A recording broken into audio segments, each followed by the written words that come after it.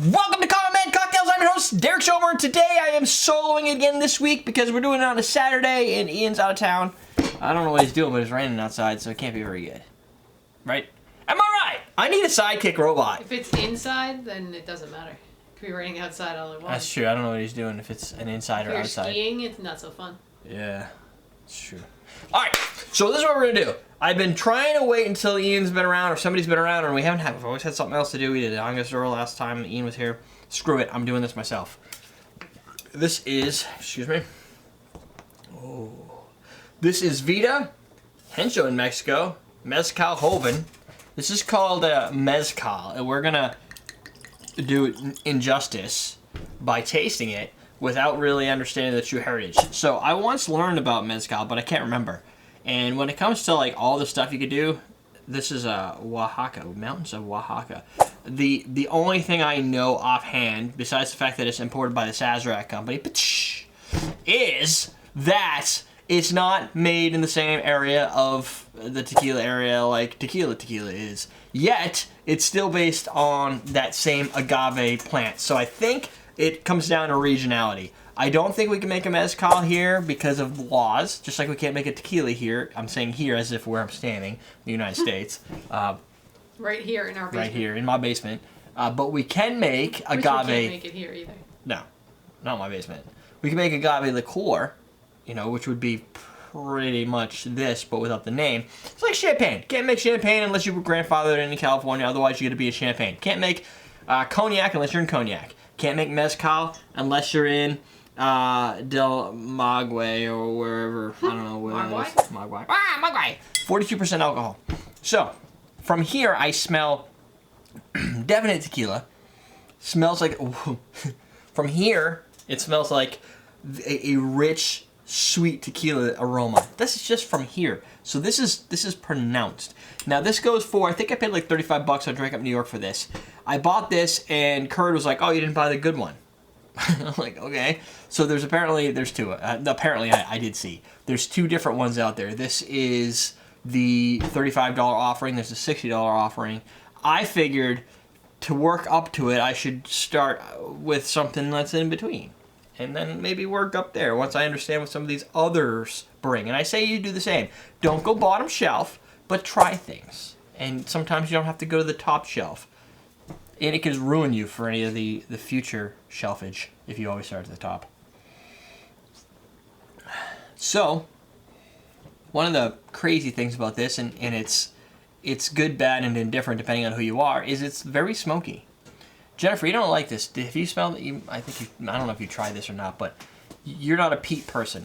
And this has that peat flavor. If not, I hate Pete. Pete. He's a dick. He's a dick. That needs to be a shirt. Pete, he's a dick, but it has to be spelled Pete as in Pete. Pete Moss or whatever Pete is. P-E-A-T. It's Pete Moss. It's P-E-A-T. It's probably the same Yes.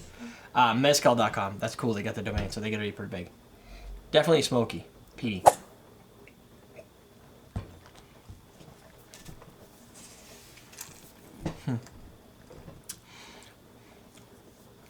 Oh. Ooh. This is this tastes like Isla Scotch.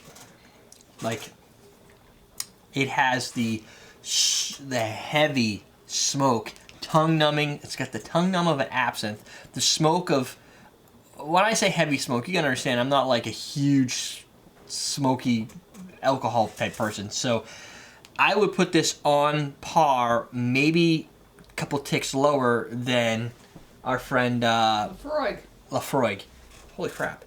But it has like that flavor to it. The thing that's kind of got me at a loss is I like tequila and I like the agave. The smoke is kind of a turnoff a little bit. So I'm not really sure exactly what to think of this. It has a smell that I cannot pick out. Now I do have a sinus infection, but that shouldn't, and my nose still seems to be working. At least one nostril at a time. I want to say rubber, but I don't know what that is. It kind of smells like the inside of a balloon, whatever that is. It's, you know, not Rubber? It is rubber, but it got a like a, not don't know if it's smoky, powdery, chalky. It's got some sort of smell to it. Definitely, or inner tube. Maybe more like an inner tube. Without the stale air smell.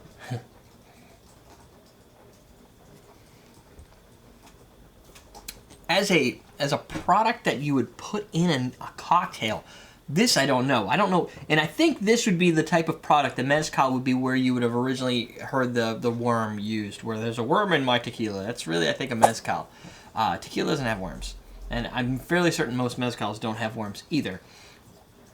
It tastes like a matured, smoky, tequila-like path, but I'm having a hard time envisioning where I could put this in a cocktail. The only thing I can think of is something that has Lafroig in it, and you could substitute this. Very much different from a standard tequila. So if you like, here's the thing. I see people like, dude, I love peat. I love extra peat. Lafroig doesn't have enough peat for me. I need more peat. Now even like the aftertaste is a little bit of a rubber. This definitely kind of falls on that category of people who like that smokiness. And if you like smokiness and you like tequila, see, I'm pointing like a president now, or a politician. If you like things that taste like tequila and smoke, mezcal is going to be your thing. Otherwise, I don't think you're going to like this too much. The versatility in a cocktail is going to be a little distracted because there's so much smoke, peat draw, and if you don't like that, you're not going to like the cocktail, so you get that going for you. If you really like agave and you love the flavors of tequila, then just drink tequila. It's not like tequila made in another region. It's like its own product that stands by itself. That's a mezcal. And I'm sure they're all going to be a little bit different, and I'm sure you can find a mezcal that tastes more like tequila. I don't know if you'll ever find a tequila that tastes like a mezcal, but there's lots of things out there that I don't understand, like most of them. So there, go make yourself a purchase. You can either get this, get the more expensive one, or if you've already had it. You know what? I want to know. Have you had mezcal? What is your opinions of a mezcal? Is that something you really enjoy? Do you dislike it? Why don't you like it? I'd love to know, because maybe there's something in here. Still get that smokiness. I'm gonna have to wash out my mouth before I can take a cocktail with this. Or take a cocktail at all. There you go. We're done. Check out everydaydrinkers.com. Why? Because I just asked you to. Also, check out www.mezcal.com. Right there. See what they got going. And if you're looking for some tasting glasses, you could always check out awesomedrinks.com. That's all I got for today. Hey, you know what? If you're submitting recipes, submit them at recipe@everydaydrinkers.com. And please put them in like word things that I can read. No paragraphs. Stay away from paragraphs. Bullet lists like 1 ounce Hypnotic, 1 ounce vodka, 1 ounce Patron Citronage, or whatever it's called, ½ ounce sour apple pucker, top with lemon lime soda, shake, strain, top with citrus soda, something like that. That's where I want to see, because that's what Clarissa did with the Hypno Splash coming up probably tomorrow. That's how you submit your recipes, because we're teaching you how to drink.